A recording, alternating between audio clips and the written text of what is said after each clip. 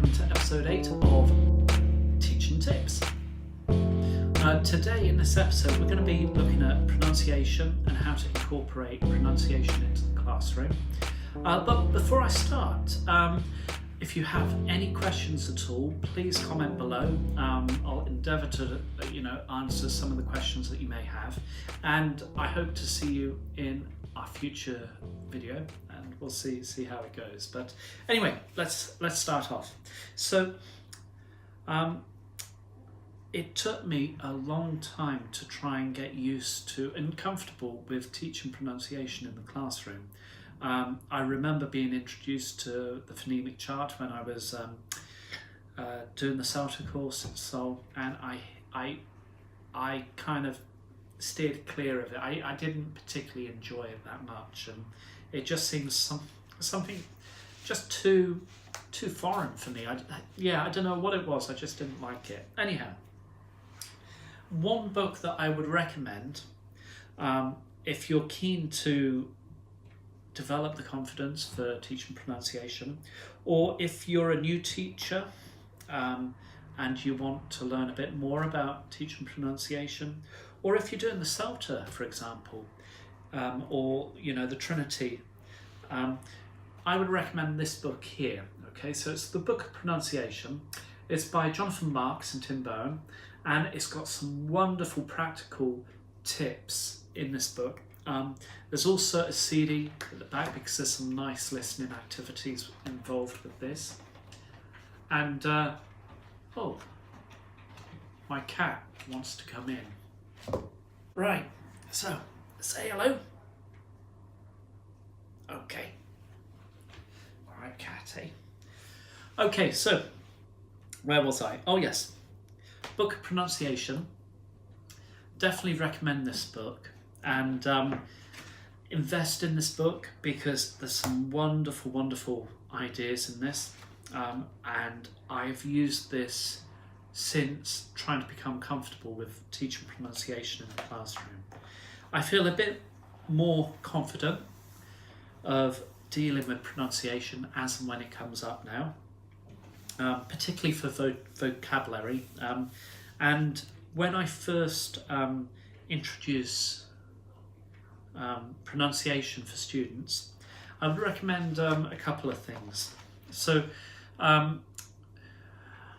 if you have a group of students that you're going to be teaching for a period of time, whether it's a week or 2 weeks or 3 weeks, or longer, I would introduce a phonemic chart first of all to the students in short bursts.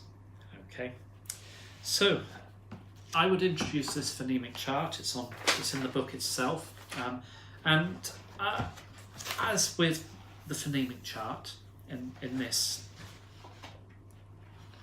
place, I would introduce the different sections. Okay, so you've got the vowel sounds, you've got the diphthongs, and just below you've got the consonants. So I would focus on the vowel sounds.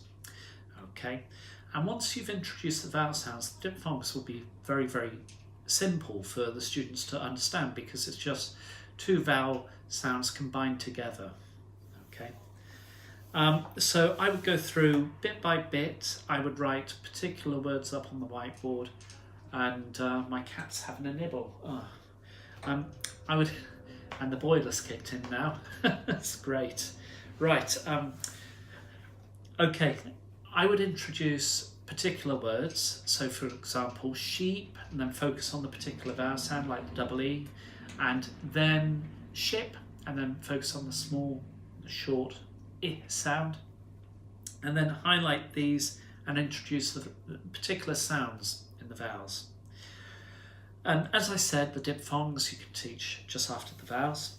When it comes to the consonants, I would recommend focusing on the more complicated sounds. For example, the sh sound, or the th sound, or the ch sound, or the j sound, or y.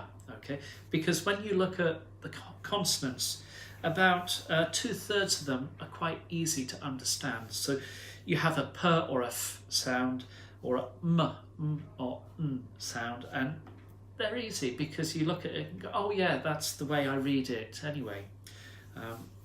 So introduce the more complicated consonants before introducing the easier consonants.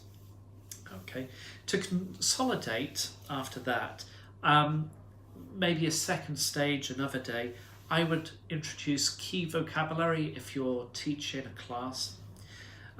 But rather than just writing the words up on the board, I would write the phonemic script, or try and transcribe the words into phonemic script and put it up on the whiteboard, and then get the students to convert it from phonemic script into written form, English written form. Once the students have become accustomed to reading the sound and producing the sound and then attempting to write the word, you can move on to the next stage. So during lessons, as you become aware, when a student mispronounces a particular word, like photography and photographer, photo, for example, photographer, photo would have the stress at the first syllable, the PHO sound. Photography would have the stress on the TO sound.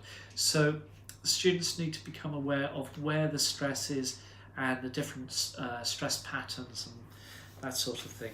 So introduce finally the different patterns, and if a student mispronounces a word, then perhaps look at correcting them and showing the word stress on the board and getting the student to correct themselves. It's very easy to say, not photo, but photo, for example, not photography, but photography. It's easy to, tell them the answer and for them to repeat it, but within 5 minutes they've forgotten how to pronounce that word again. However, to make it a bit more embedded, so that they can remember it and they can reformulate it, introduce the keywords, put the word stress on, and they have to try and work out what the pattern is and how to pronounce it and where the stress is. And this is more memorable than just recasting the word out back to them. Okay, so those are my 3 tips for introducing pronunciation in the classroom. I hope it helped, and if you haven't already, it would be great if you subscribe. You can hit the notification bell and it will notify you when there's a new video up. And also, how do you incorporate pronunciation in the classroom? I've just touched upon just 3 key things to focus on when you're introducing the pronunciation into the classroom, but what other aspects do you focus on with pronunciation? And finally, if you liked the video and if you found it useful, please don't forget to share with other trainers and trainees and other teachers. That would be fantastic. And it would also be grateful if you could give this video a thumbs up, because that would be wonderful. Anyhow, thanks for listening. Thanks for watching. I really appreciate it. And I'll see you next week at 7 p.m. And we're going to be looking at vocabulary. So have a think about, how do you teach vocabulary? And we'll see you next week and see if we have the same sort of ideas when it comes to vocabulary in the classroom. Anyhow, happy teaching and have a great week, and see you